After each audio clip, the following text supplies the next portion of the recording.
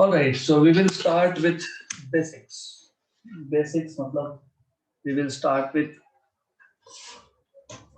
dimensional analysis, and before that, we should start with what are what is a physical quantity. मैं एकदम basic से लेता हूँ, and then we slowly upgrade. Which was the first chapter that you studied in physics in your life after coming to 11th? Physical wise छोड़ के. Yes. So units, measurements, and dimensions.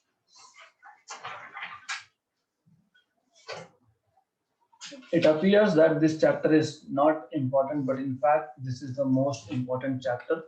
समझेगा आपको क्यों? You will realize very soon why it is important. So, not going into much details, you have heard of a physical quantity. What do you mean by a physical quantity? What is a physical quantity? What time is it? 7:15.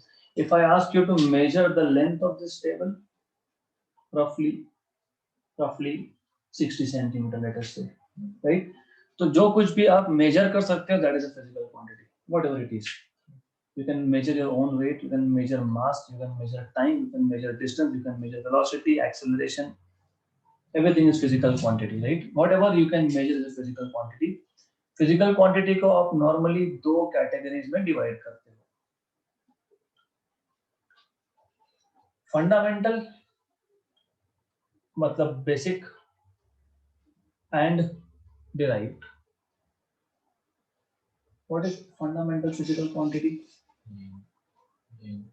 Length, mass, time. Okay. SI unit में जाओगे तो 7 fundamental plus 2 supplementary. We'll see what are those two supplementary. But a physical quantity which does not depend on any other quantity for its measurement is fundamental quantity. For example, मैंने अगर आपको बोला A और B point का distance निकालो, तो आप क्या करोगे? You just put a scale here and measure. हमको टाइम की जरूरत पड़ी? नहीं. Did we need velocity? No. Force? नहीं. Nothing. Instrument? Yes, you require some instrument. I can measure distance with the help of my hand also. So, fundamental physical quantities are the quantities which do not depend on any other quantity for their measurement. In SI system of units, क्योंकि SI is accepted globally, तो SI system हम लोग use करेंगे. SI system में 7 fundamental quantities होते हैं. Length, mass, time, and amount of substance. ठीक है. Luminous intensity.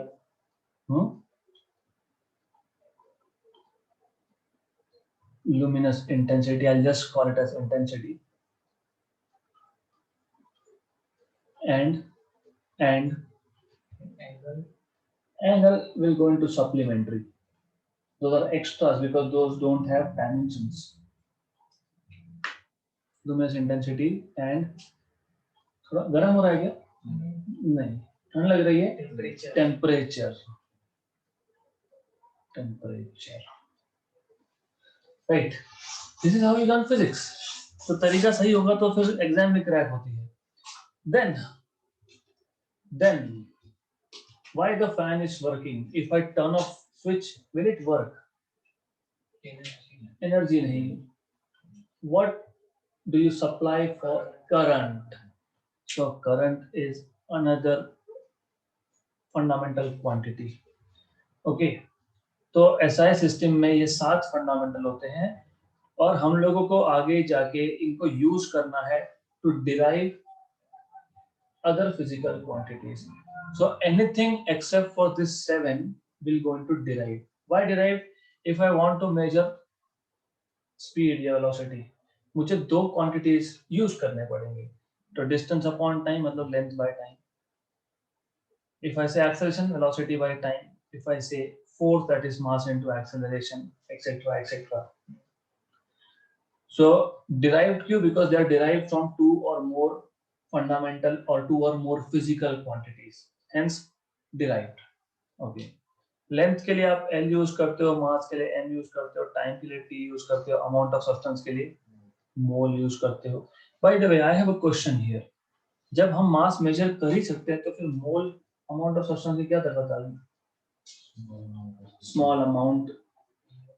For example, if you have very small amount of salt, let us say, हमारे पास salt के 4 पार्टिकल है. Can I measure the mass of those 4 particles? No, because it is practically impossible. Why? Because we don't have any instrument with that accuracy which can measure very small masses. तो हमको amount of substance measure करना पड़ता है. What is 1 mole of a substance?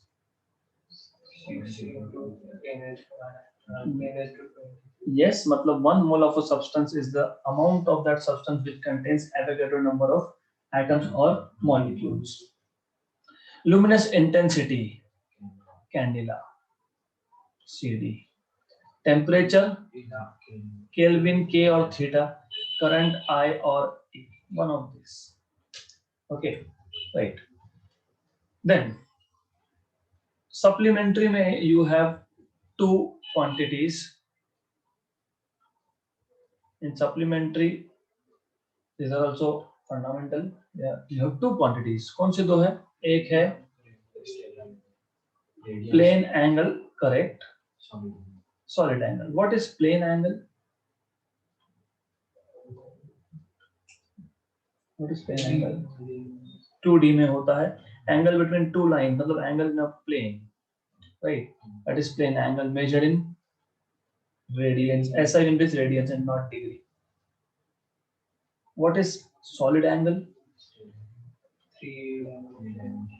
Right, right. तो अगर कभी ice cream खाया होगा, खत्म होने के बाद जो कोन है बनता है, इस कोन का जो एंगल होता है, that is 3D angle, that is measured in steradians. Okay, good. So you remember a lot. Good. तो थोड़ा लेवल हाई करेंगे अब धीरे धीरे. So we want to start with dimensional analysis now because your level is good.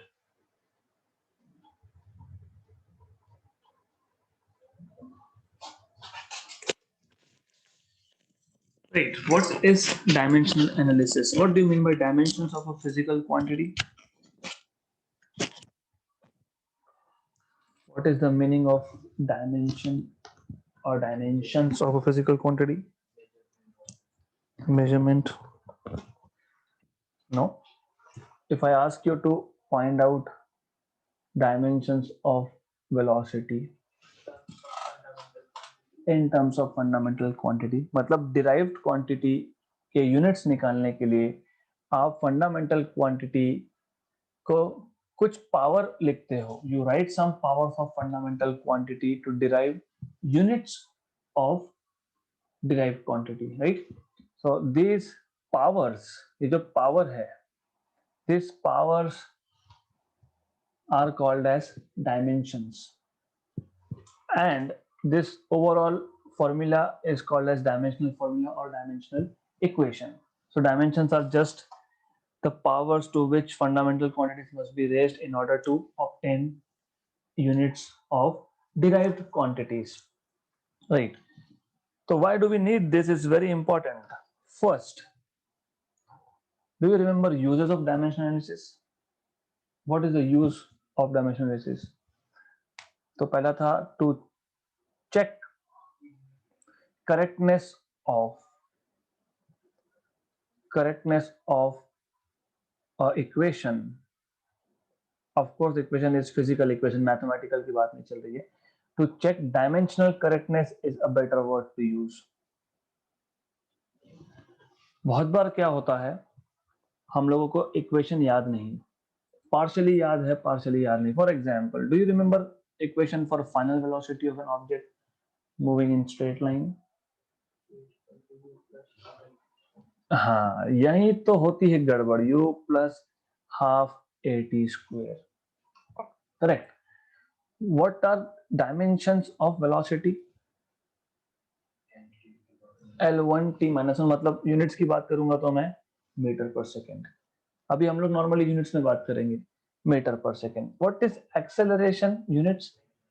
Metre per second square into second square, right.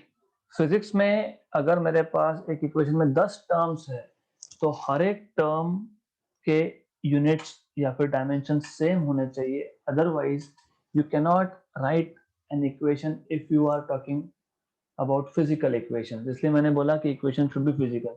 Mathematics में कुछ भी चलता है, मैथ्स में आप कुछ भी लिख दो, इट्स ओके।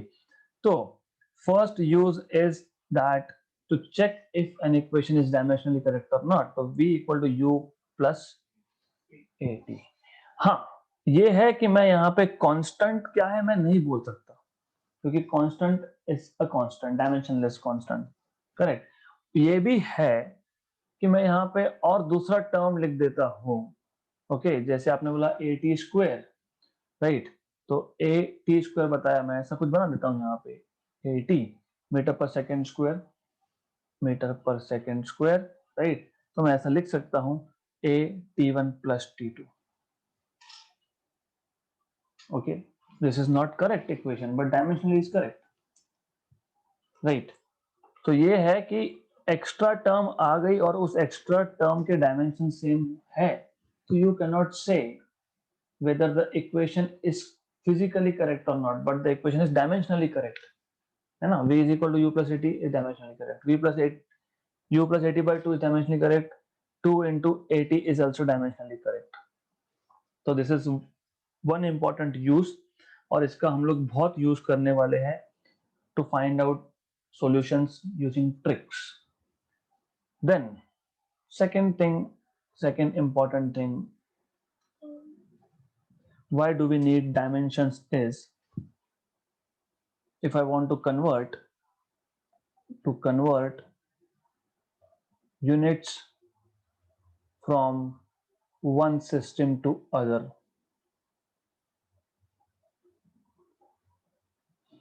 for example, एक famous example है, how much is 1 joule in dynes?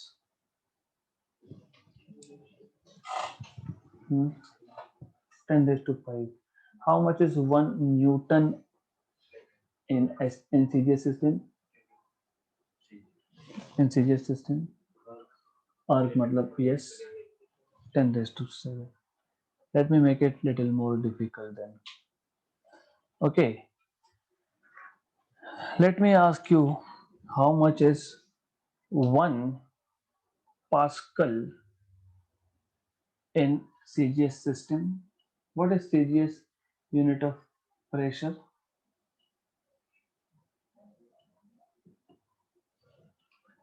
चलो ठीक है, let me make it more complicated. On earth हम जो फंडामेंटल यूनिट्स यूज करते हैं, that is 1 kg for mass, 1 second for time and 1 meter for length. Let us go to some other planet जहाँ पे वो बोलते हैं alpha kg is fundamental, beta second is fundamental and gamma meter is fundamental. There, what will be 1 Newton in the new system?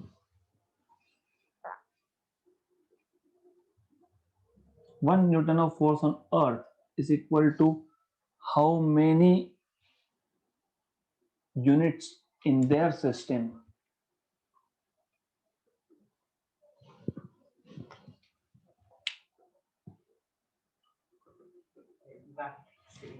देखो अब क्या है, what is your weight? 65. When you say weight, you said wrong answer because you said 65. You're telling me your mass into g करना भूल गए, right? Into 9.8 मैं 10 मान लेता हूँ, 650 न्यूटन, ओके। 650 न्यूटन, न्यूटन क्या था? Kilogram metre per second square. आपके पास फंडामेंटल जब आप डिराइव करते हो, डिफाइन करते हो, आप बोलते हो 1 kg is fundamental for me, 1 metre is fundamental, 1 second is fundamental. अब आप एस्ट्रोनॉट बन गए और एक दूसरे प्लैनेट पे चले गए, लेट अस से, फिर वहां पे आपका वेट कितना होगा।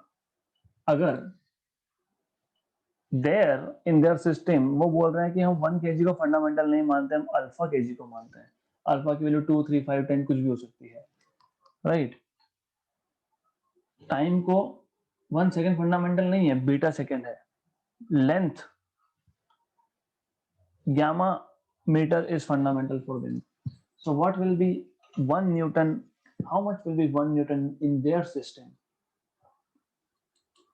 right? Okay, so exactly, right, good. So you already know this. So we will come to this, ये एक एग्जांपल लूंगा मैं। तो basically you can convert any physical quantity from one system of units to other system of units. तो हम देखेंगे example third. By the way what is your level of preparation, कौन सा टॉपिक आपको सबसे डिफिकल्ट लगता है फिजिक्स में? Mechanics, fluid mechanics, fluid mechanics, yes, good. तो can you tell me what is the viscous force between two layers of liquid? नहीं आ रहा। Okay. Can you tell me what is terminal velocity of a ball which is falling in a liquid with viscosity, coefficient of viscosity eta? नहीं आ रहा, ठीक है। तो मैं basic से बताता हूँ। Main the most important application of dimension analysis is to find relationship between related physical quantity, to find relationship between related physical quantities. For example,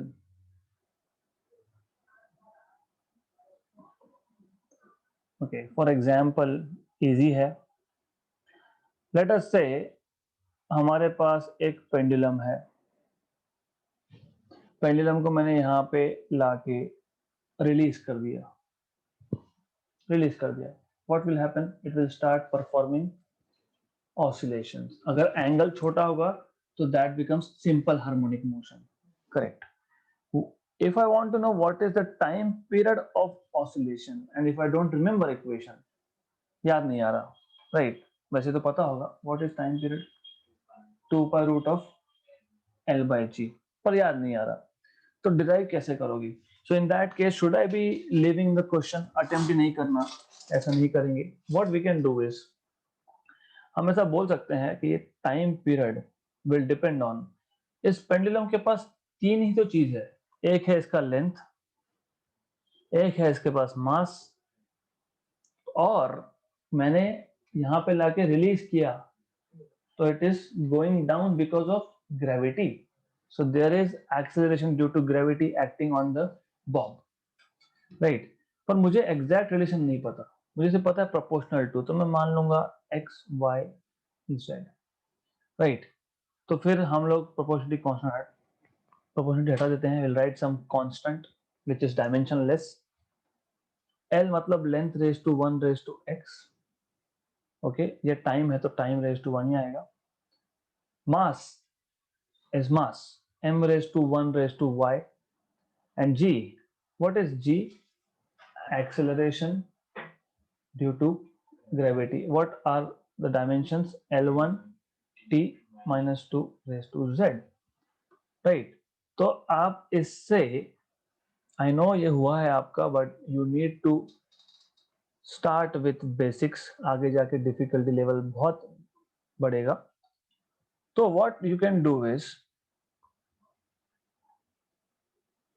L raise to 1 था, रेज टू एक्स था, और L raise to Z है, मतलब L raise to x plus z है, M raise to do you remember, याद रहना चाहिए अब, M raise to y, T raise to minus 2z, correct. मैंने पहले ही बताया, if you are writing a physical equation, left hand side पे क्वांटिटी और राइट हैंड साइड पे क्वांटिटी सेम होना चाहिए, मतलब लेफ्ट हैंड राइट साइड पे जो फंडामेंटल क्वांटिटी का पावर है और राइट हैंड साइड पे है, दे शुड बी सेम, मतलब y सबसे पहले x plus Z equal to 0, y equal to 0 minus 2z equal to 1, मतलब z equals to minus half, ये माइनस हाफ यहाँ गया तो x equal to plus half, right. तो आपको मिल गया t is equal to some constant k root of l by g, right, clear. तो even if you don't know the relation between physical quantities, you can still make a equation out of it और numerical solve हो सकता है। और ये मैं मेरे experience से बोल रहा हूँ। When I went to appear for exam, MSc का एंट्रेंस एग्जाम था, पूरे नॉर्थ महाराष्ट्र में से एक सीट होती है, 1500 बच्चों ने एग्जाम दिया, मुझे 100 में से 2 क्वेश्चन आ रहे थे, 2। I applied all this logic that I learned in 11th। Let me take this question to one more level. So according to what you just said, मास पे डिपेंड ही नहीं करता। फिर मैं 100 किलोग्राम का मास और 1 किलोग्राम और का मास दोनों को सेम पॉइंट से रिलीज करता हूं, तो फिर दोनों का टाइम पीरियड सेम रहेगा क्या? फिर तो नहीं रहेगा। तो तुम तो बोल रहे हो मास पे डिपेंड ही नहीं करता, यू आर कॉन्ट्रडिक्टिंग योरसेल्फ।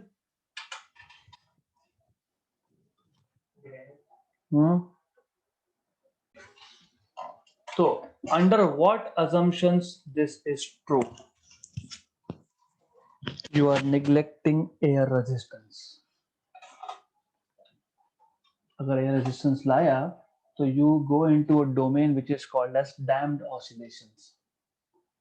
फिर damped oscillation के लिए टाइम पीरियड का इक्वेशन चेंज होता है, राइट। तो इट इज ट्रू कि आपके पास 1 किलोग्राम या 100 किलोग्राम या 1000 किलोग्राम का मास है, if you are releasing it from the same point, I mean if the length of the string is same, time period will be exactly same provided there is no air resistance, right. तो ये आपको पता होना चाहिए।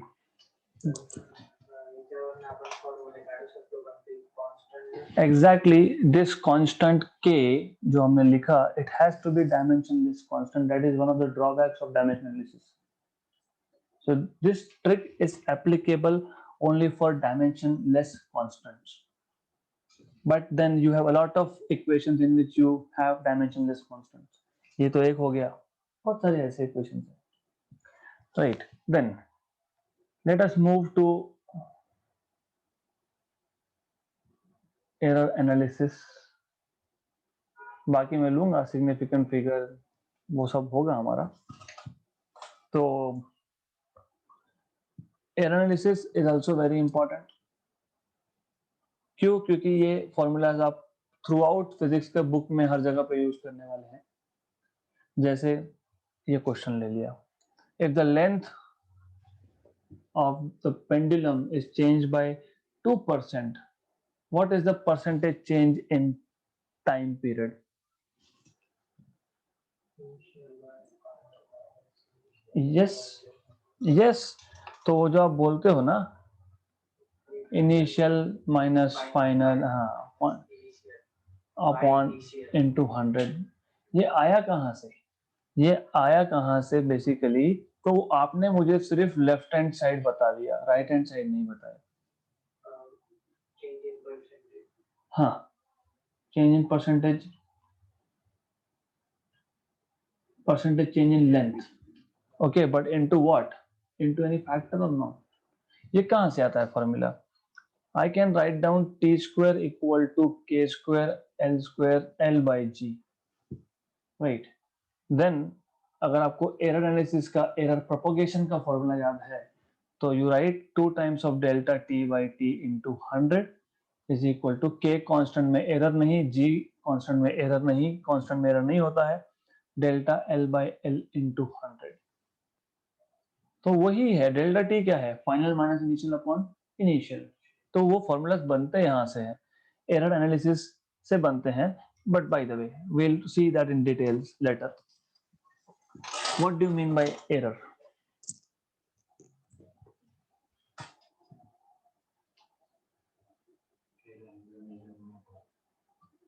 What is the error in the measurement? वही तो पूछ रहा हूँ। एक्चुअल एक्चुअल और रियल एक ही होता है। एक्चुअल आणि आता मेजर केलेलं आहे, physically measure Okay, so you're telling me that the difference in the measured value, which is actual value, no, sorry, the difference between the real value, actual value, and the measured or observed value is error. Good. Okay, तो ऐसा करते हैं, मैं 2 point लेता हूं A B and I take a scale. मैंने major कर लिया, लेट अस से L1, that is 2.11. ओके, मैंने दूसरा स्केल लिया, मुझे मिला 2.12. मैंने तीसरा स्केल लिया, मुझे मिला 2.13. Which one is real value? नहीं बोल सकते, तो फिर what do you do in such cases? Mean. So in such cases, when actual or real value is not known, you take mean and treat mean as real value. What is mean of these three? नहीं, वही तो 2.12. अगर numbers में difference constant है तो middle value is mean value, right? तो देखो, I understand कि आप 11th 12th के बाद भी आपने बहुत प्रिपरेशन किया है, I know it, but sometimes क्योंकि हमको कैलकुलेशन के स्पीड्स भी बढ़ाने हैं, that's why we have to go through basics. Okay, तो in this case you already know that L mean is 2.12, right? Metre centimetre जो भी होगा. What is error then? नहीं, what is error in this case?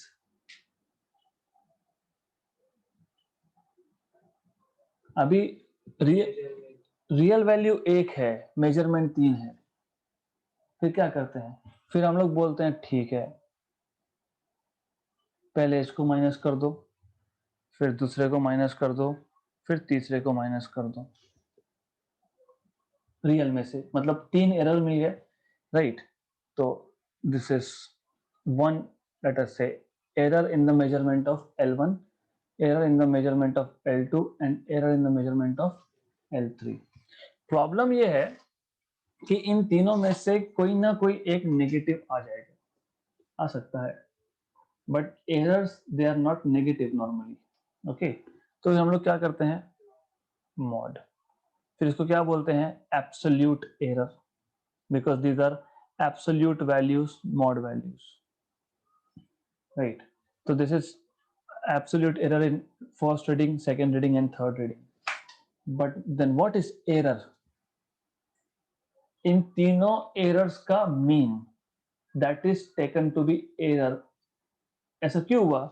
हमारे पास real reading नहीं था, हमको पता ही नहीं कि एक्चुअल वैल्यू क्या है, फिर हमने 3 क्वांटिटीज का मीन लेके जो भी लिया है उसको बोल दिया एक्चुअल. अब मैं तीनों को सब्ट्रैक्ट करूंगा तो 3 एरर मिलेंगे, तो फिर रियल एरर क्या हुआ? फिर वापस मीन लो, किसका? एरर्स का mean low.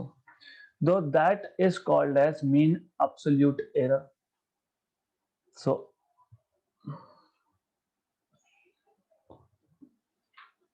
So you take delta L mean and you just take delta L1 plus delta L2. जितने भी रीडिंग होंगे, हमारे पास 3 रीडिंग थे यहाँ पे, इसका मीन जो भी होगा that is mean absolute error, क्योंकि मीन है और मॉड वैल्यूज है, इसलिए mean absolute error. Correct. Okay, यहां तक एकदम क्लियर होना चाहिए. All right, what is relative error?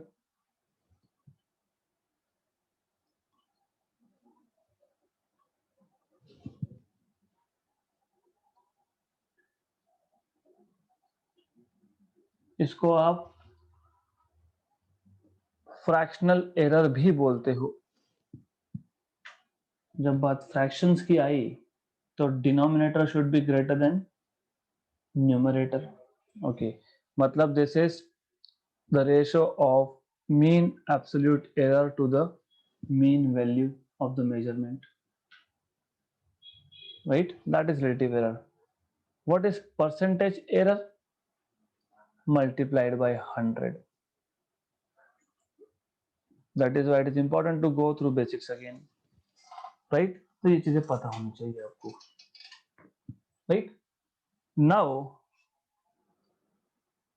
let me check how much do you remember from propagation of errors, or it is also called as combination of errors in some cases.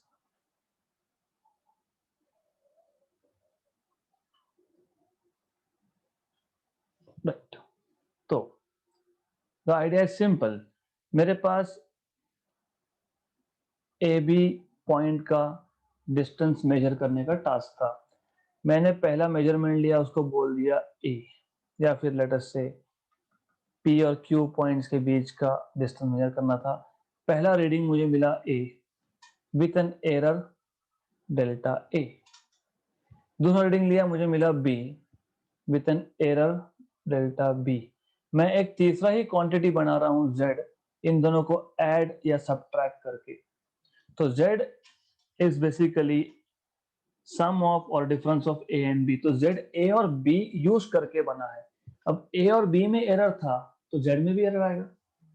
तो what is error in z is delta A only plus. Error में कभी भी negative नहीं होती हो, right. तो ये है. दूसरा, मैं z को a बाई बी या फिर a इंटू बी करके बना रहा हूं. What is error in z? What is error in z?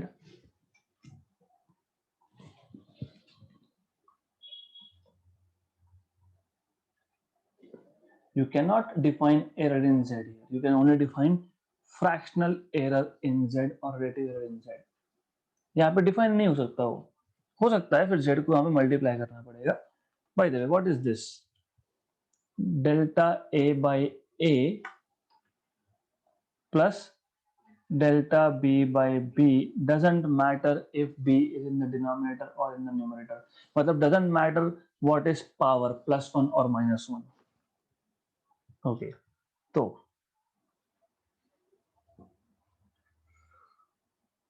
next thing, if I am making z from some combination of a raised to n, b raised to m, c raised to, let us say, l, what is delta z by z in this case? n delta a by a plus delta b by b minus plus L delta C by C. Good. Right. तो यहाँ तक ठीक है. You have good basics. Let me check with mathematics now. बाकी, do you remember what are significant figures and what is order of magnitude? पता नहीं है. Order of magnitude.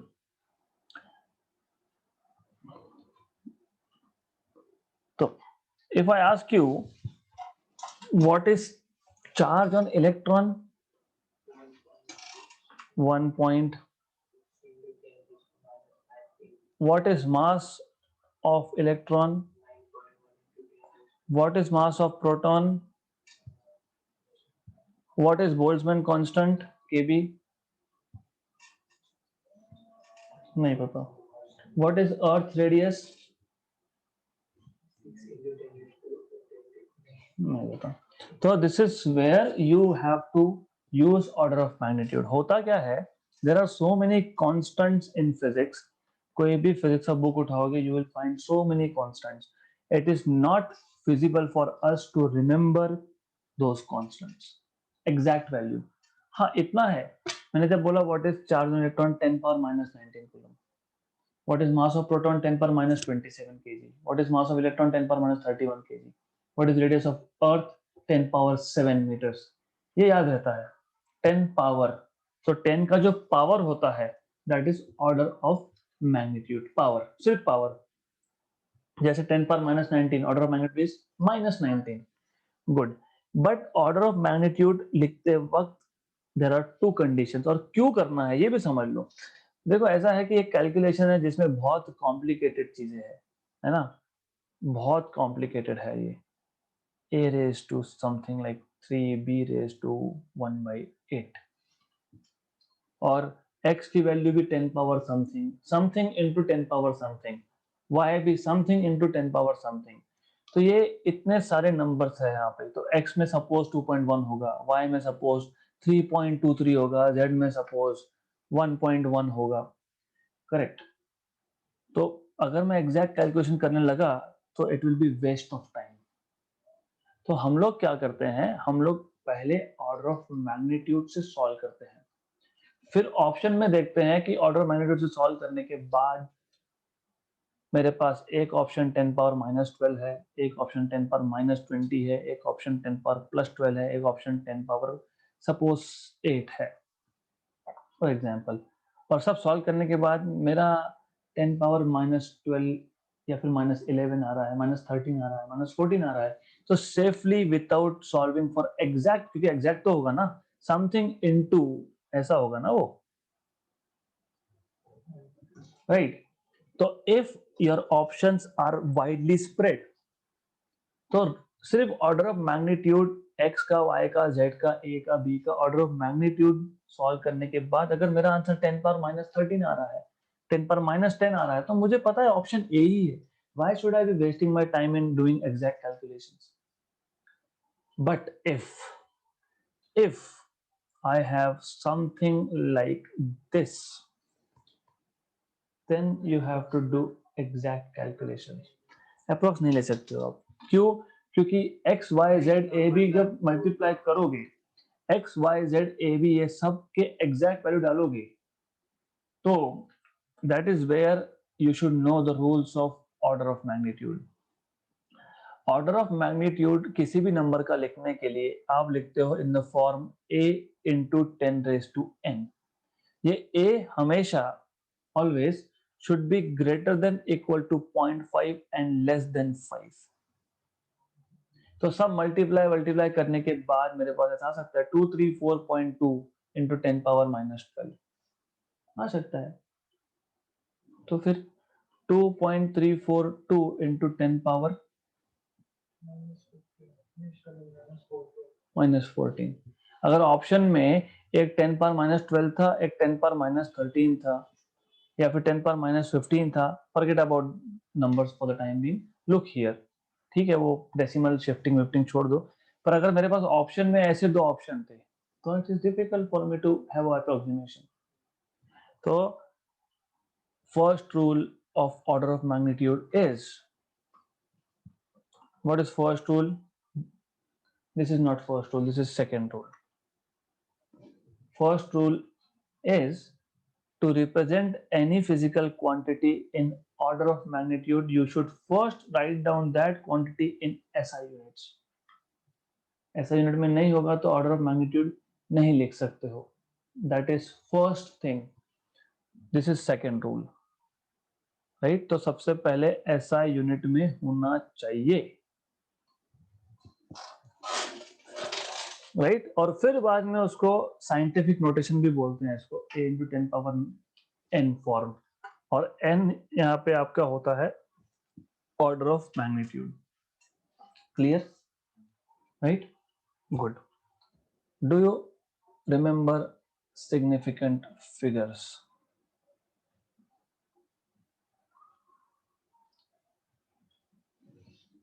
Can you please turn that of? This नहीं, fan नहीं, this one, yes, mosquito repellent,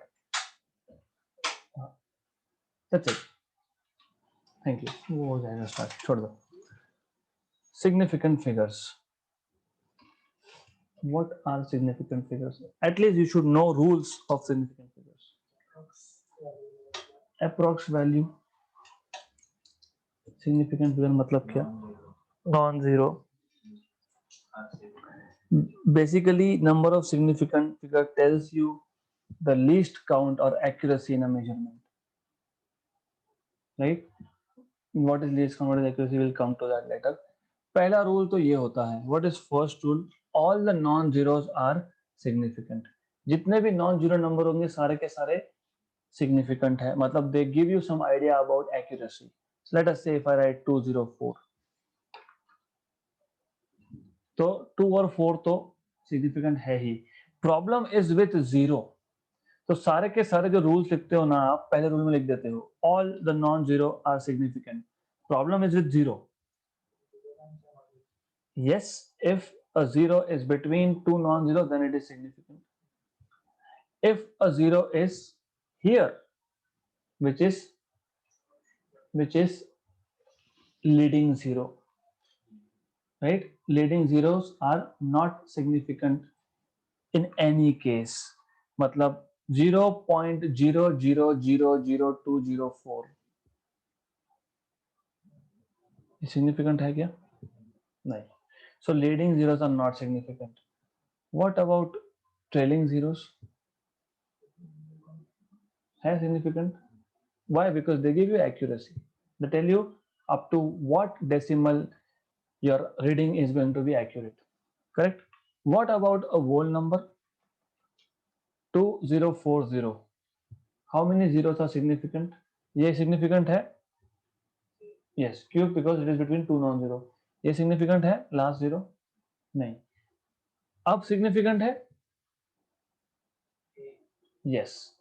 So if in a whole number if you place a decimal here, then this zero becomes significant, right? तो ऐसे कुछ rules है significant figures के. Why it is important? तो ये 8 rule है वो आपको पढ़ना है, modules में है, आपके textbook में है.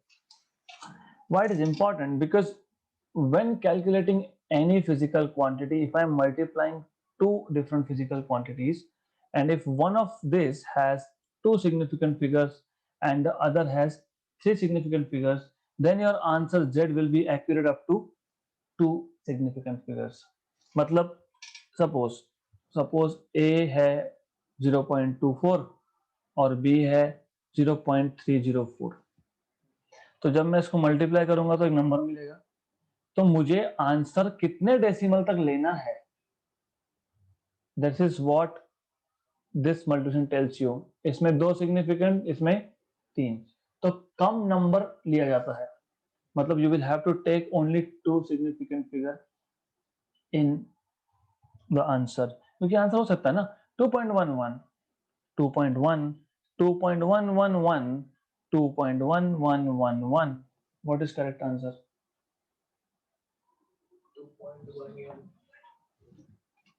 Total number of significant figures should be 2. Okay, so this is where it is important. So good, you know this. तो units, dimensions and measurements में इतना ही important है. क्वेश्चंस हम लोग करेंगे वो कल करेंगे, क्योंकि पहला दिन थ्योरी के लिए ही रिजर्व होता है मेरे यहाँ पे. Then we go for questions. Vectors. So any physical quantity was earlier classified into two categories. One was fundamental and other was derived. And now physical quantity can be again classified into two categories, scalars and vectors, irrespective of whether the quantity is fundamental or derived. तो या तो वो scalar होगा या तो वो vector होगा. What do you mean by scalar quantity? You don't need direction to completely specify that quantity. That physical quantity can be completely specified just by a number. For example, time, mass, right? These are scalar quantities. Okay, vector quantities, you need magnitude as well as direction. Okay,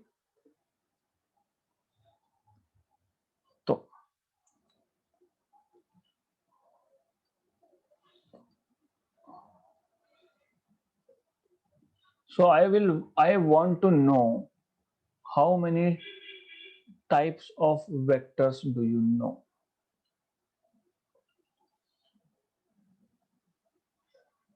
What are the types of vectors that you remember? Like vectors. Okay. Do you know what is a resultant vector?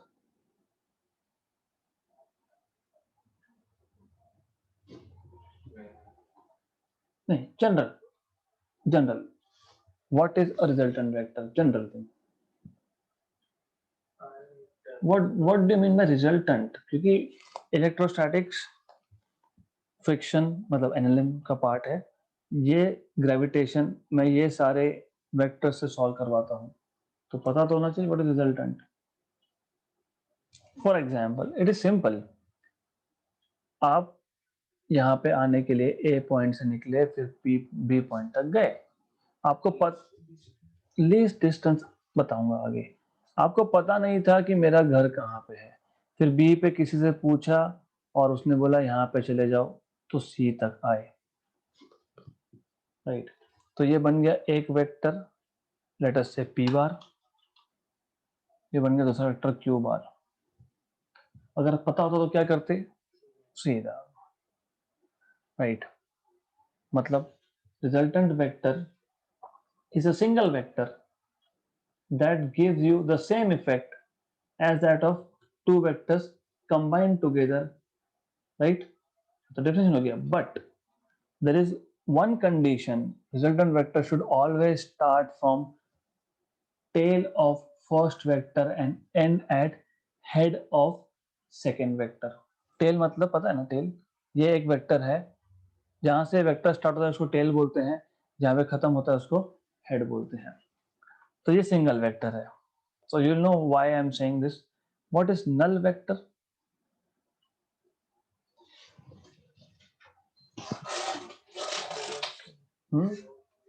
Zero क्या,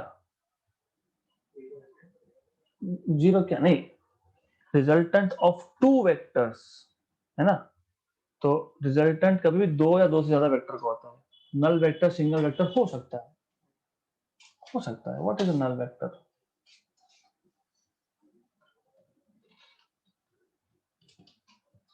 तुम अब इस तरफ जाओगे class के बाद towards main road, for example let's say, तो आपका गाड़ी ऐसा खड़ा हुआ है, पॉइंटिंग इन दिस डायरेक्शन, या फिर रॉकेट ले लो, ऐसा खड़ा हुआ है, right. What is the velocity of this? It is at rest. What is velocity? Zero. But जब भी मैंने ignite किया कहाँ जाएगा? J cap, right? So the velocity vector of a stationary rocket is null vector. So magnitude is zero, but it still has a direction. ये काम में आएगा आगे। Do you know what are opposite vectors?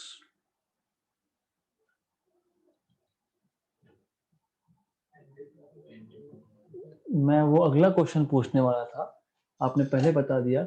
What is the difference between anti-parallel and opposite vectors?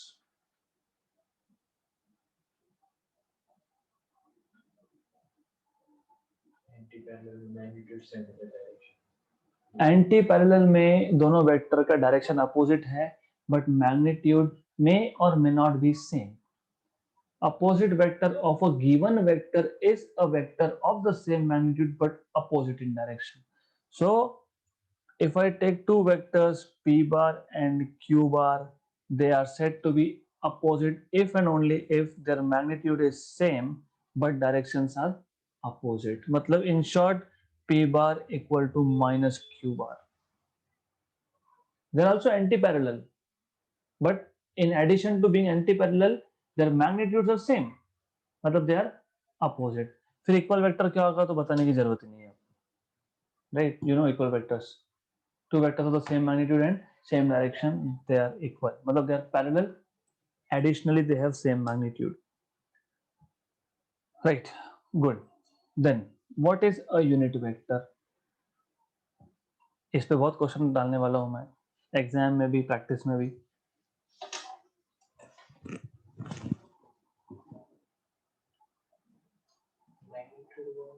Magnitude one, but मान लेते हैं मेरे पास ये एक वेक्टर है ए वेक्टर जिसका मैग्नीट्यूड वन नहीं है, मुझे एक वेक्टर चाहिए in the direction of a but whose length whose magnitude is one. तो मुझे एक वेक्टर चाहिए जिसको मैं ए कैप बोल रहा हूं, I want a vector with magnitude 1 but direction of a, तो मैं क्या करूंगा, a bar equal to a cap लिख दूंगा, चलेगा क्या? नहीं, क्यों नहीं? डायरेक्शन तो हो गया मैंने, राइट। जब आप a bar equal to a cap लिखते हो मतलब direction is taken care of, but magnitude 1 करने के लिए उसी वेक्टर के लेंथ से मैग्नीट्यूड से डिवाइड कर दोगे, तो a vector divided by its own magnitude gives you a unit vector in that direction. फिर आपको पता है what is I cap, x direction, what is j cap, what is k cap, in direction. Good. All right. So now because you know this much, we must move ahead and talk about algebraic operations on vectors. हमारे पास दो vectors है, उन दो vectors के साथ हम लोग क्या क्या कर सकते हैं? Addition, subtraction, multiplication. Addition and subtraction is one thing, multiplication and division is also one thing. मतलब वो सेम है बेसिकली, एडिशन करना सब्ट्रैक्शन करना सेम बात है, मल्टीप्लिकेशन और डिवीजन करना भी सेम बात है, right. But multiplication division we will see later, addition of vectors और subtraction of vectors by the way, यहाँ पे सबसे इंपॉर्टेंट चीज ये है, you can add two vectors if and only if they are representing same physical quantity. ये difference है, जब आप मैथ्स में वेक्टर्स पढ़ते हो तो आप बोलते हो the addition of vector a bar and b bar is r bar, यहाँ पे नहीं चलेगा, आप बोलोगे you can add two vectors if and only if the resultant of two vectors representing same physical quantity, ये बोलना पड़ेगा। मतलब कैन यू ऐड, कभी सुना है क्या फोर्स में एक्सेशन ऐड करते हुए? नहीं, तो नहीं कर सकते। तो while adding or subtracting two vectors you need to make sure that you are adding or subtracting same physical quantities, right? इसलिए तो फिर काइनेमेटिक्स के इक्वेशन भी वेक्टर फॉर्म में लिखे हैं हमने। You remember equations of kinematics in vector form? लिखा होगा v bar equal to u bar plus a bar t bar, लिखा था ऐसा? t बार नहीं आएगा, नहीं आएगा, ठीक है। ऐसा किया तो चलेगा, चलेगा। Dot product is just a number, it doesn't have direction. Dot product को दूसरा नाम क्या बोलते हो? तो क्यों बोलते हो स्केलर? क्योंकि डायरेक्शन नहीं है उसमें, चलेगा? नहीं चलेगा। बाय द वे, टी के ऊपर बार डालना, it is a very dangerous thing. Why? What does that mean physically? Can a vector have positive and negative direction? Any vector in general हो सकता है ना।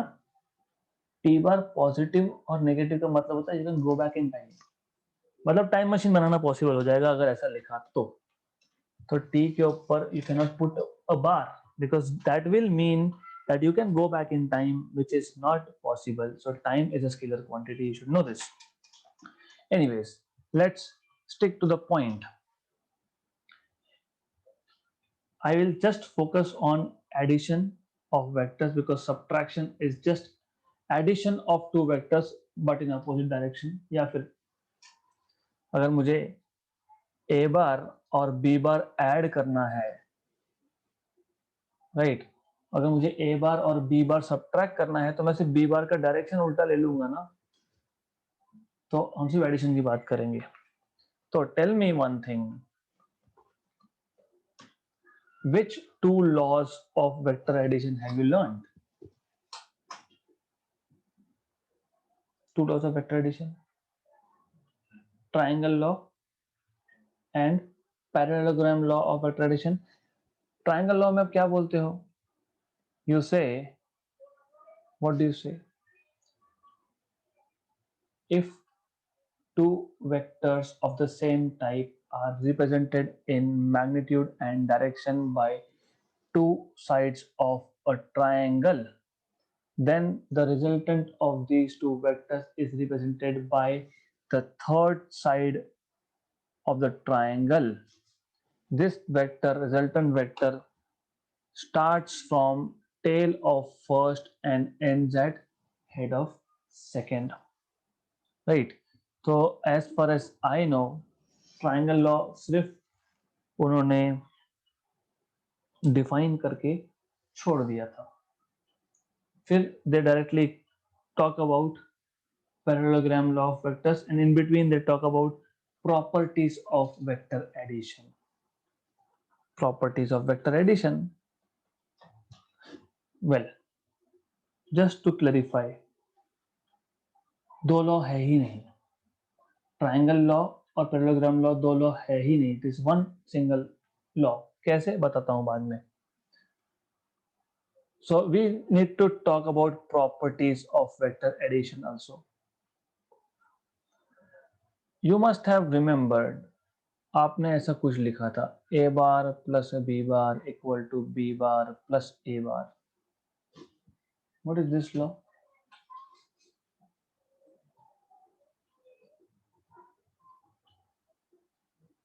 Commutative law of vector addition.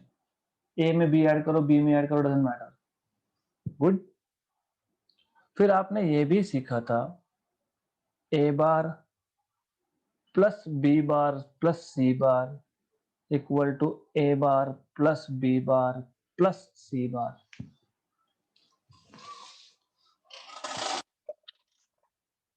ये electrostatic और gravitation के question solve करवाने का training चल रहा है आपका. तो डोंट थिंक कि बेसिक है, ये काम में आएगा हमको आगे. Associative law. एसोसिएटिव का मतलब होता है कि आप दो वेक्टर्स को एसोसिएट करो, पहले दो को, फिर तीसरा ऐड करो, या फिर दूसरे लास्ट टू को एसोसिएट करो और उसमें पहला ऐड करो. Result is same. You can prove it. How you can prove it is simple. मेरे पास एक वेक्टर है a, दूसरा वेक्टर है b, तीसरा वेक्टर है c. Let's make little colourful, समझने के लिए इजी होगा. Okay, right.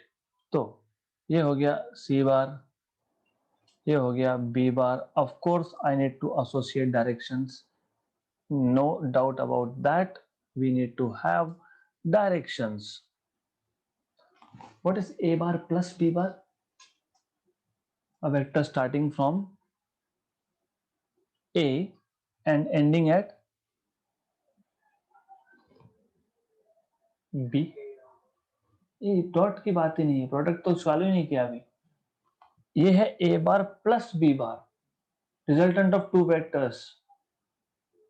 इसलिए ट्राइंगल लॉ पहले बता दिया मैंने. Start from head of tail of first and end at head of second. तो ये वेक्टर आपका क्या बन गया? a bar plus b bar. अब मैंने a bar plus b bar में c बार ऐड किया, तो what will be resultant starting from this point and ending here? Exactly. मतलब finally this is your resultant, let us say r bar.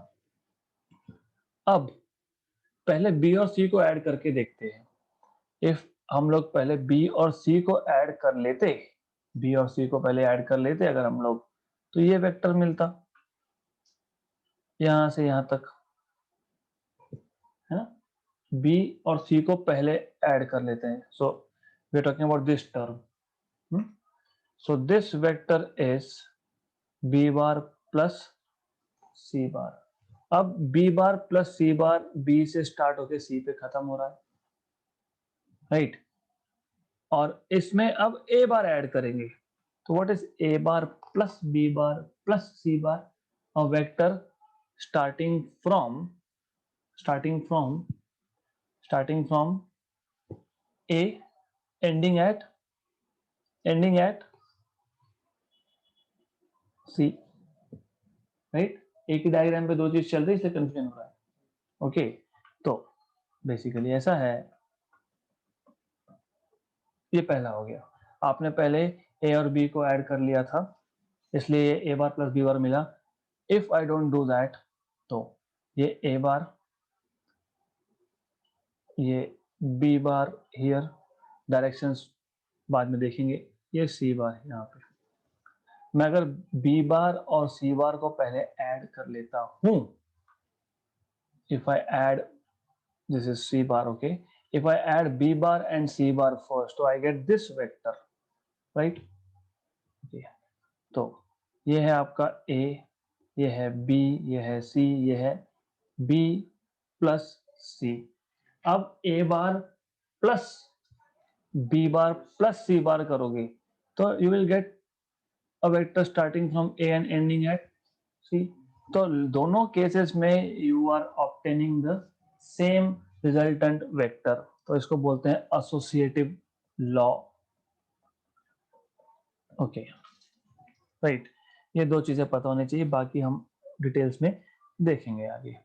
Then there is of course a lot more to this, हम देखेंगे बाद में वो। Now what I want you to know is that parallelogram law of vector addition and triangle law of vector addition, they are one and the same thing। कैसे?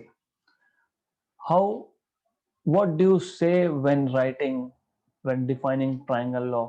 कि हमारे पास जो दो वेक्टर है वो एक इनकम्प्लीट ट्राइंगल के दो साइड्स है ना, और रिजल्टेंट जो है वो पहले वेक्टर से स्टार्ट होता है टेल से और दूसरे वेक्टर के हेड पे जाके खत्म हो जाता है। दिस इज व्हाट यू से effectively, right? Okay, so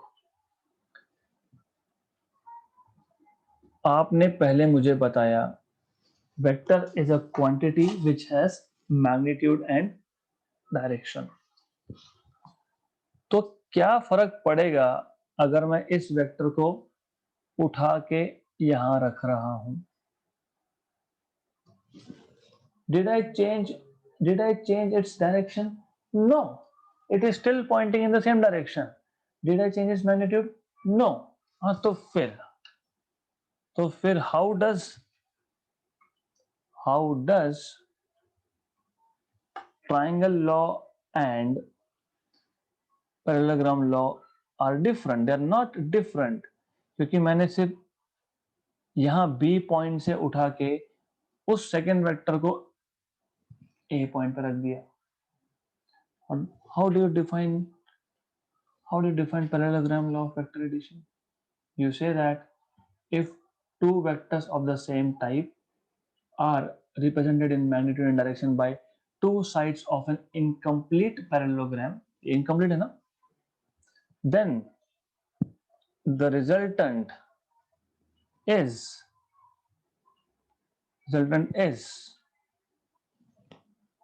vector is the diagonal of this incomplete parallelogram represented in magnitude as well as direction, right?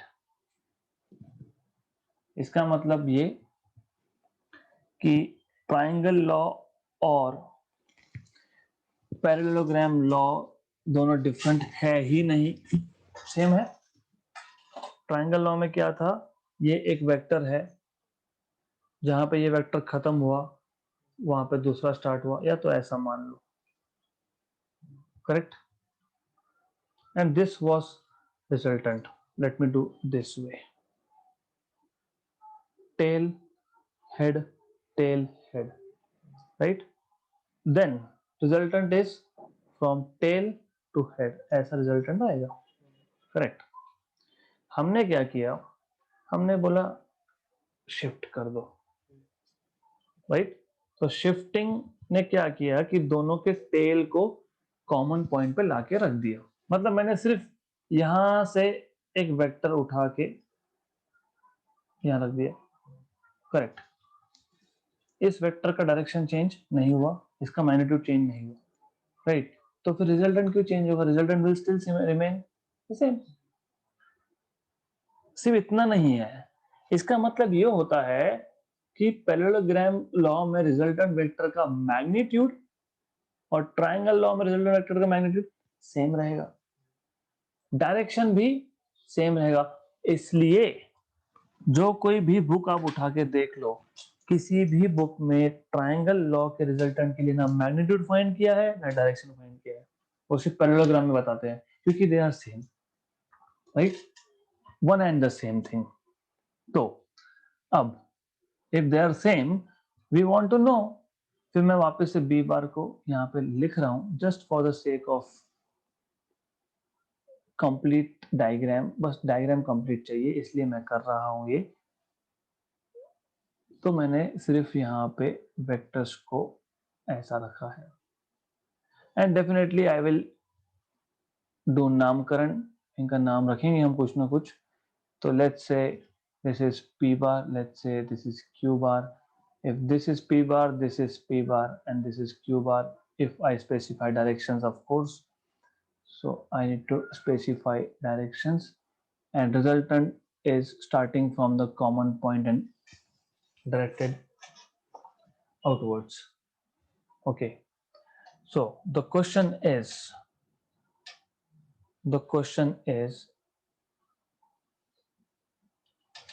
what is the magnitude of this vector r bar? क्योंकि अभी vector resultant vector दोनों vector से बना है, तो हम लोग लिखते हैं सबसे पहले we write down r bar is equal to p bar plus q bar vector form में। ये पी और क्यू से बना है। अगर पी बार और क्यू बार दोनों का एक ही डायरेक्शन होता तो मैं लिखता r equal to p plus q, बाहर लिखने की जरूरत नहीं थी, डायरेक्शन सेम था, करेक्ट। पर यहाँ पे ऐसा नहीं है। तो what is the magnitude and direction of r? Do you remember formula? क्योंकि मैं डिराइव तो नहीं करने वाला। I want to know if you remember formula. Magnitude of r is under root of p square plus q square plus 2pq cos of theta. However, do you remember law of cosines? Cosine rule? हमारे पास अगर एक triangle है which is not right angle triangle, right, ये ए side है उसका opposite angle A है, ये B side है उसका अपोजिट एंगल बी है, ओके ऐसा कुछ। तो let me magnify this, something like this. A opposite angle A, B opposite angle to side B is B, and C C, right? मुझे अगर A B या C में से कोई भी एक साइड फाइंड करना होगा तो how do I find?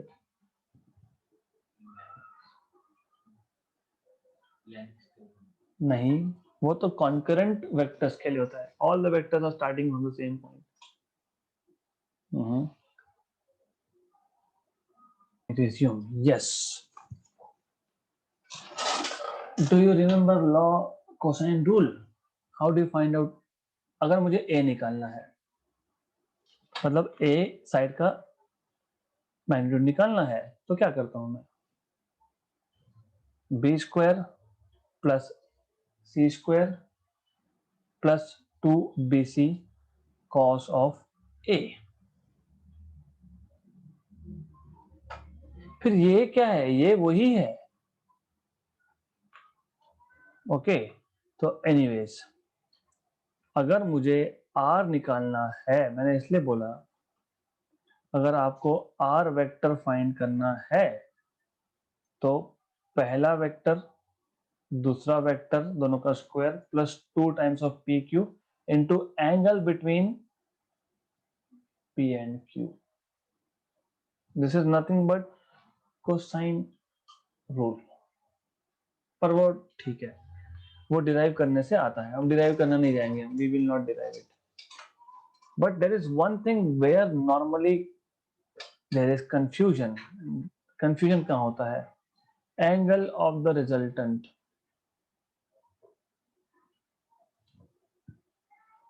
What is the direction of the resultant vector? तो डायरेक्शन निकालते वक्त याद रखना ये अल्फा की बात करते हो आप, डायरेक्शन या फिर angle made by the resultant vector with respect to x axis, और थीटा क्या है? Theta is angle between P bar and Q bar, but alpha is angle between resultant and vector along x direction normally. Then you write down tan alpha. Do you remember this?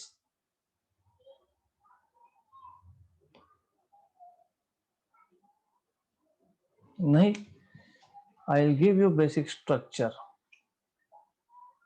यहाँ पे Q, यहाँ पे P plus Q, sin theta cos theta दोनों में से एक कहीं तो कुछ आएगा, तो ये Q sin theta upon P plus Q cos theta ऐसा फॉर्म आता है.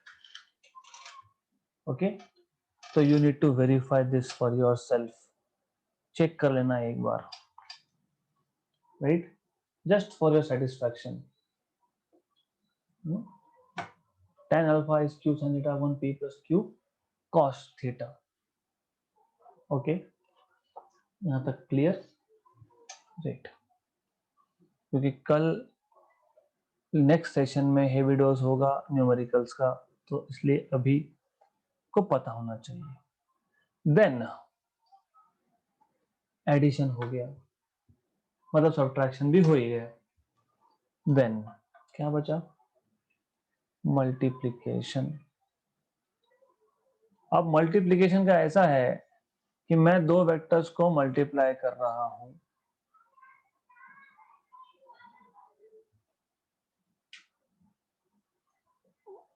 एक केस में मुझे सिर्फ एक नंबर मिल रहा है, राइट, और एक केस में मुझे एक नंबर के साथ एक डायरेक्शन मिल रहा है. तो मुझे नोटेशन अलग अलग यूज करने पड़ेंगे, इसलिए मैं एक को डॉट, एक को क्रॉस. लेकिन डॉट प्रोडक्ट सिर्फ नंबर है, मतलब स्केलर है, इसलिए इसको बोलते हैं scalar product. By definition it is a b cos theta, और vector, this is a vector product, so this is a b sin theta n cap, right. तो what is the direction of n cap? ये हमारे पास a बार हुआ, ये हमारे पास b बार हुआ. What is the direction of n cap? What is the direction of cross product? Do you remember right hand screw rule? Right hand screw rule. Stretch your thumb, index finger and middle finger such that they are mutually perpendicular to each other. Screw को अंदर डालने के लिए ये vector A है, ये B है, मतलब मैं A को B के पास ले जाऊंगा. A bar cross B bar, A bar cross B bar, it will be going inside, correct. तो middle finger gives you resultant. B bar cross A बार करोगे तो स्क्रू बाहर निकलेगा, मतलब resultant will be in the opposite direction. Analogy, A bar B bar, A bar cross B बार ऊपर की तरफ, right. तो यहाँ पे जो रिजल्टेंट आएगा वो जाएगा ऊपर की तरफ, मतलब ये आएगा A bar cross B bar vector. And if you notice, A bar B bar, A bar cross B bar is here, which means A bar cross B bar is perpendicular to the plane containing both A and B. Important है, numerical solve करते वक्त ये शब्द, ये words आपको याद रहने चाहिए. And B bar cross A bar will be downwards. इसका मतलब cross product is not commutative. क्यों? Because A bar cross B bar is equal to minus of B bar cross A bar because of the direction. Direction opposite हो गया. Good. तो let's go one step ahead. Direction पता लग गया हमको. Let me move this. I will need space. वहां भेज देते हैं इसको, मल्टीप्लिकेशन को थोड़ा ऊपर शिफ्ट कर देंगे so that I can put in title scalar product and vector product. Let's compare properties. पहला मैंने बताया scalar product is commutative, vector product is not commutative, so it is this. Magnitude same है, but so can we say a bar cross b bar and b bar cross a bar are opposite vectors? Yes, they have same magnitude but opposite direction, opposite vectors है. Okay, good. Then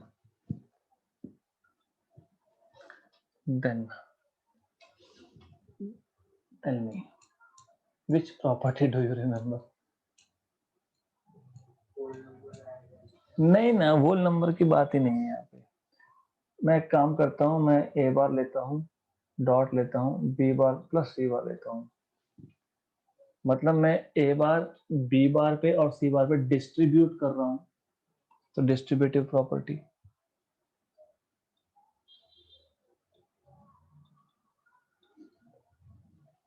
So dot product is distributive.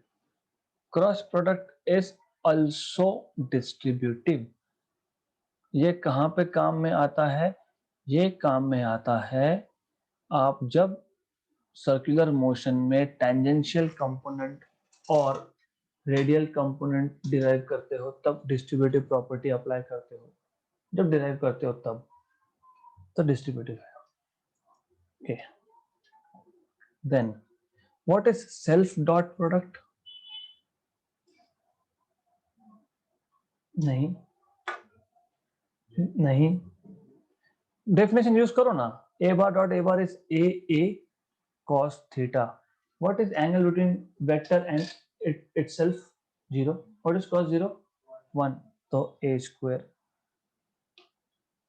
Right, आपने unit vector का बता दिया मुझे, i dot i. ये as a consequence आता है. When you से i dot i, j dot j and k dot k, this is equal to 1. क्योंकि i dot i is i square but magnitude of I is 1. तो then what is self cross product? A sin 0, sin 0 is 0, so this is a null vector. ये important है क्योंकि सिर्फ 0 लिख दिया तो एक साइड पे वेक्टर लिख रहे हो, एक साइड पे स्केलर लिख रहे हो. Vector, which means I cross I, j cross j and k cross k is a 0 vector. That is why जब आप यहाँ पे दो वेक्टर्स को मल्टीप्लाई करते हो तो 6 कंपोनेंट्स मिलते हैं. 6 क्यों? ए बार में 3 कंपोनेंट्स एक्स वाई जेड, मैं बताऊंगा कंपोनेंट्स अभी. बी बार में कंपोनेंट्स एक्स वाई जेड, तो 3 और 3 मल्टीप्लाई किए तो कितने? 9. ए एक्स बी एक्स, ए वाई बी वाई, ए जेड बी जेड, ए एक्स बी वाई, ए एक्स बी जेड, सब मल्टीप्लाई करोगे तो 3 और 3 9 में से 3 0 हो गए, बचे कितने? 6.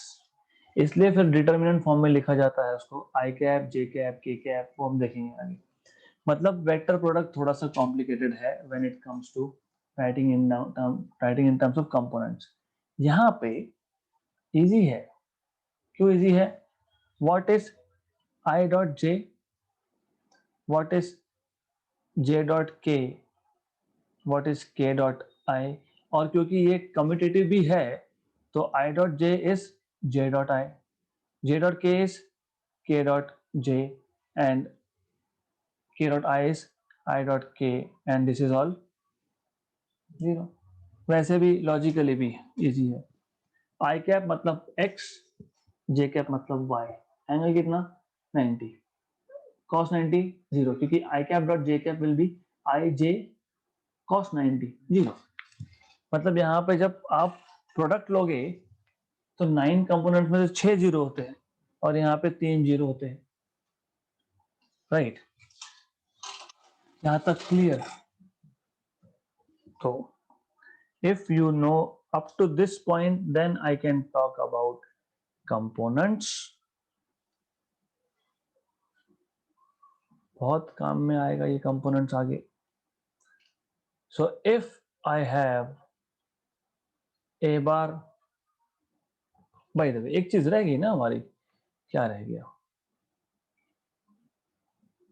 I dot j देख लिया, पर यहाँ पे I dot I cross j नहीं देखा.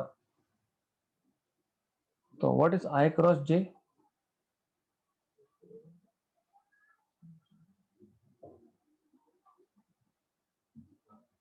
नहीं, अरे अरे अरे अरे ये गलत करते हो. I j I cross j, ऊपर मतलब कौन सा डायरेक्शन? नहीं, x y ऊपर z, k कैप. गुड, आ गया k कैप, राइट? और 5 बनना बाकी है ना? साइकिल घुमाओ. These are cyclic coordinates, cyclic components, not coordinates. I की जगह पे j डालो, I की जगह पे j डालो, j की जगह पे k डालो, k की जगह पे I डाल दो, हो गया.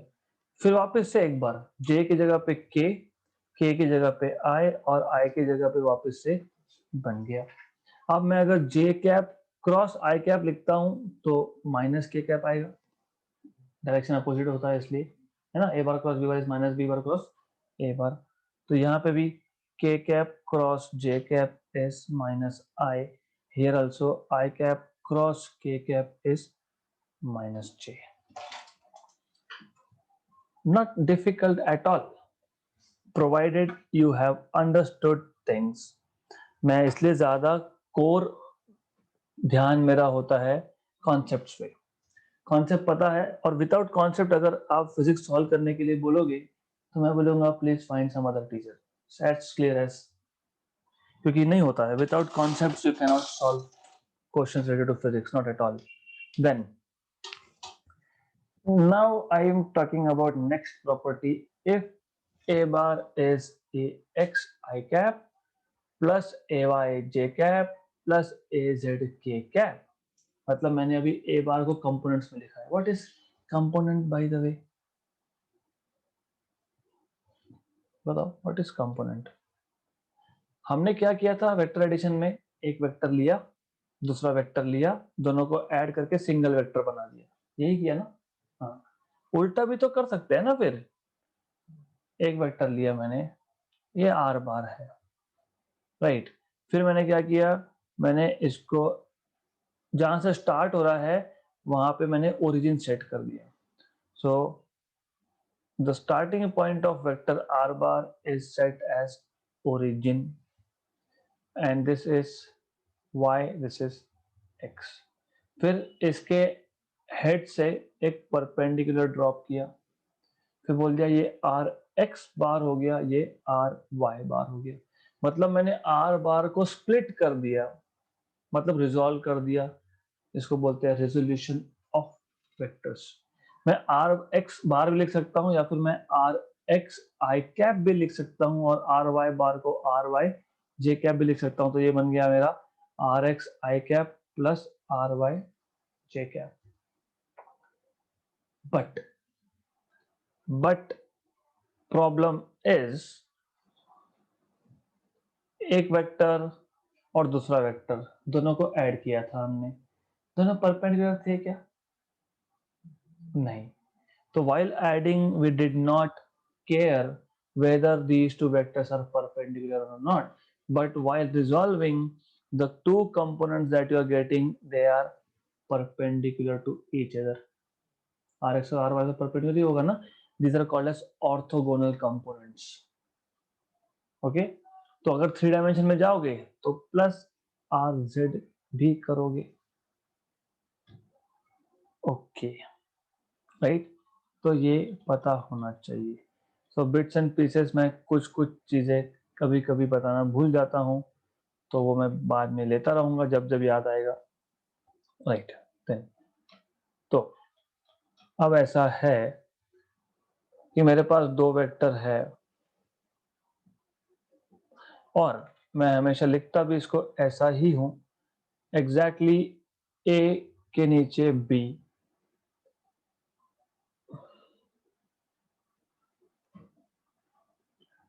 तो if I want to write down a bar dot b bar in terms of components, क्या आएगा a bar dot b bar in terms of components? मतलब पहले इन दोनों को मल्टीप्लाई करो, फिर इनको करो, फिर इन दोनों को करो। मतलब but I cap dot J cap zero था, आई कैप डॉट के कैप जीरो था ना? लिखा क्या हमने? मैंने बोला ना 9 में से 3 ही सरवाइव करेंगे, मतलब सिर्फ आई कैप डॉट आई कैप जहां आएगा वो, है ना, जे कैप डॉट जे कैप जहां आएगा वो, और के कैप डॉट के कैप जहां आएगा वो सरवाइव करेगा, नथिंग एल्स। तो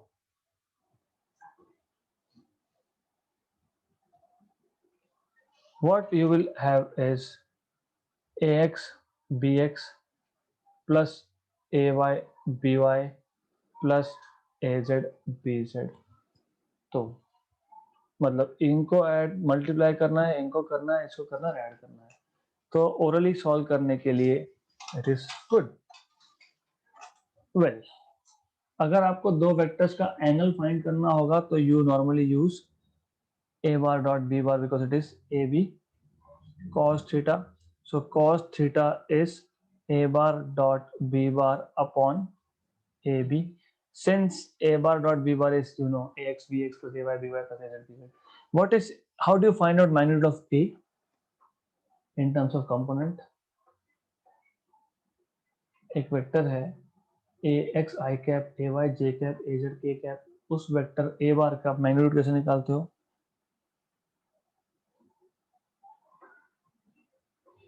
ए x square plus a y square plus a z square, similarly for b also.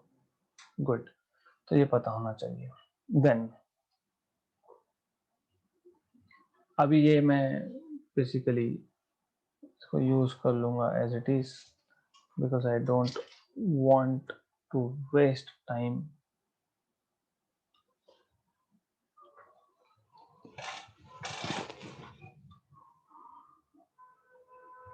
What is this? जैसे हमने लिखा ना a bar dot b bar x b x plus a y b bar plus a b z, what is a bar cross B bar?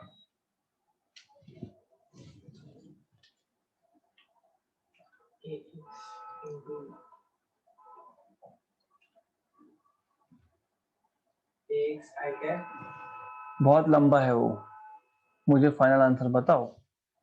Determinant form a bar cross B bar vector आता है क्या? हाँ, तो पहले vector के directions लिख लो, फिर पहला वेक्टर कौन सा लिखा? ए, उसके कंपोनेंट्स लिख लो दूसरे रो में, तीसरे रो में बी के components. This is one method.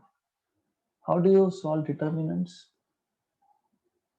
क्योंकि मैंने अगर बोला tell me what is the final answer to this,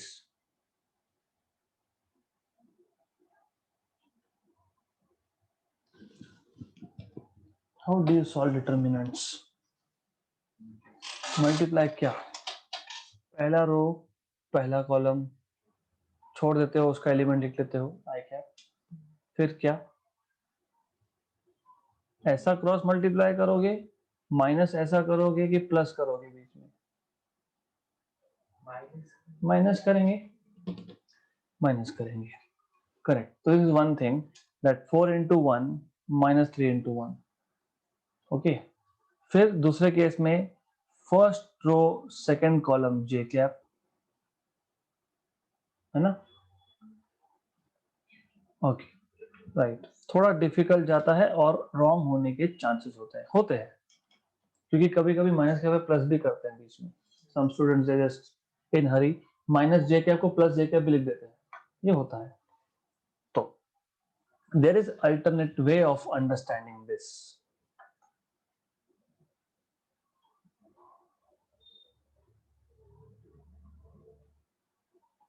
A bar cross B bar vector है, आपने बोला वेक्टर है ना।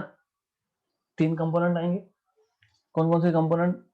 आई कैप, जे कैप, के कैप, प्लस प्लस, मतलब मैं माइनस जे कैप लिखने ही नहीं वाला हूं यहाँ पे। और ए और बी दो वेक्टर है, A B A B A B A B A B and A B, minus minus minus. I cap मतलब कौन सा कंपोनेंट, एक्स या वाई या जेड? एक्स। तो जब आई कैप है ना बाहर, तो अंदर एक्स दिखना नहीं चाहिए, मतलब वाई जेड, जेड वाई। बाहर जे कैप है मतलब वाई कंपोनेंट, तो अंदर वाई नहीं दिखना चाहिए, फिर X Z, Z X, K cap X Y, Y X. है इजी? इजी से ज्यादा इंपॉर्टेंट क्या है इसमें? अगर मुझे सिर्फ y कंपोनेंट ही फाइंड करने के लिए बोला है, तो मैं पूरा क्यों सॉल्व करूं? फिर मैं क्या करूंगा? ax bz minus az bx, खत्म, right? So this is why it is very important to go in every minute detail of mathematics, क्योंकि आपको समझेगा आगे जाके सब कि मैं इतना डिटेल में क्यों ले रहा हूं, because it is all required। then then और क्या रह गया? Do you remember something called as projection of a bar on b bar, या फिर component of A bar along B bar? क्योंकि डॉट प्रोडक्ट का ये एक एप्लीकेशन है। हमारे पास एक वेक्टर है बी बार, एक दूसरा वेक्टर है ए बार, तो ये a bar and here we have b bar,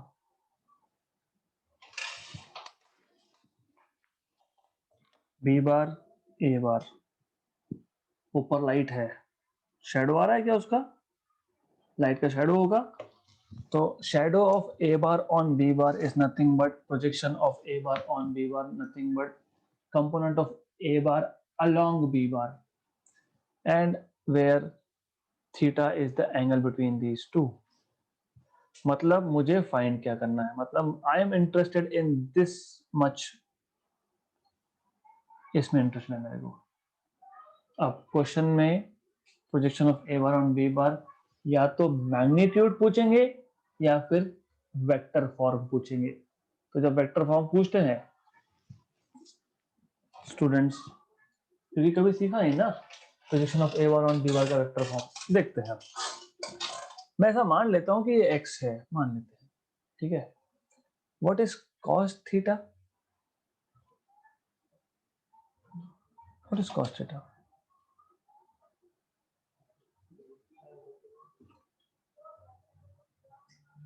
opposite side की adjacent side by hypotenuse. Okay, मतलब you are telling me adjacent side is x by hypotenuse is a, मतलब x equal to a cos theta. ये हो गया shadow of a on b, मतलब projection of a on b, मतलब component of a along b, correct. but do you remember a bar dot b bar was ab cos theta, मतलब b a cos theta, मतलब b into x, है ना, because x is projection of a bar on b bar, मतलब x is equal to a bar dot b bar upon b. यही confusion, यही तो बताना था मुझे, a या b, a या b. जब आप बोलते हो ना projection of a bar on b बार, पहला कौन सा बोला, a बार, बाद में क्या बोला, b bar, on b bar, a bar dot b bar upon b, on b बार. अगर मैंने बोला projection of b bar on a bar, a bar dot b bar upon a, हो गया प्रोजेक्शन, राइट. गुड. ये हो गया magnitude of projection, isn't it. a bar dot b bar is dot product scalar upon b is also scalar. ये तो magnitude हो गया. सो this is magnitude of a bar on b bar. If I ask you what is projection of a bar on b bar in vector form,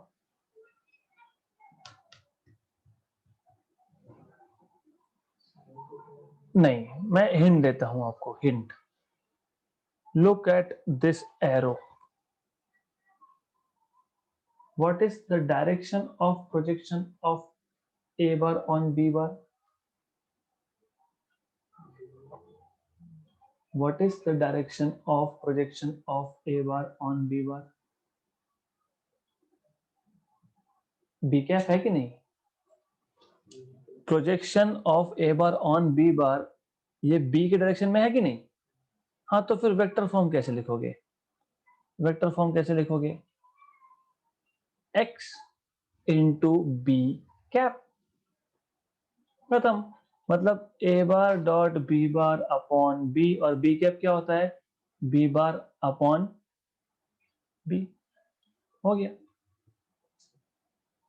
मतलब unit vector निकालो और multiply कर दो, खत्म, right. So this is vector form of a bar on b bar. Good. अब one last thing that should be done for vector product. If a bar and b bar are two sides of adjacent sides of incomplete parallelogram, then you should know magnitude of a bar cross b bar is area of parallelogram of which a bar and b bar are adjacent side. मतलब a bar cross b bar निकालना है, उसका mod लेना है, that will give you this area, right?